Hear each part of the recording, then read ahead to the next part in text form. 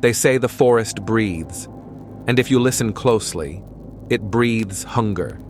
This is the story of Kofi, a fearless hunter whose pride led him where no man should ever walk, into the forest that eats the living. Kofi lived in a village at the edge of the great woodland. Every child was warned, never go beyond the twisted tree, the one bent like a man in pain, where the forest begins, to taste human fear. But Kofi laughed at tales of spirits. He believed hunger and darkness were the only real monsters, so when the village went days without food, he decided to hunt, where others would not. He stepped past the twisted tree, and the wind stopped. Even the birds went silent. Deep inside, the trees grew taller than giants, their branches like arms, their knots like sleeping eyes. Still, Kofi marched forward, his arrows ready, his heart proud. Night fell faster than he expected.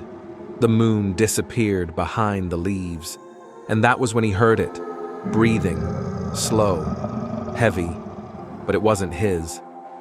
Kofi. The forest whispered his name. The trees began to move, roots sliding like snakes beneath his feet. The path he came from was gone.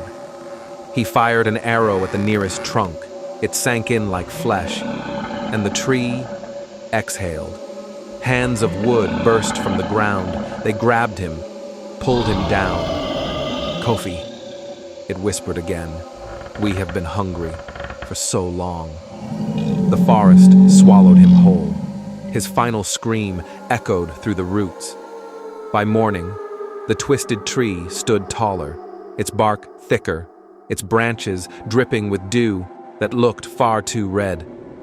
Now, when children ask why they must never enter the forest alone, the elders simply answer, because the forest remembers the taste of those who disobey, and it never forgets a name.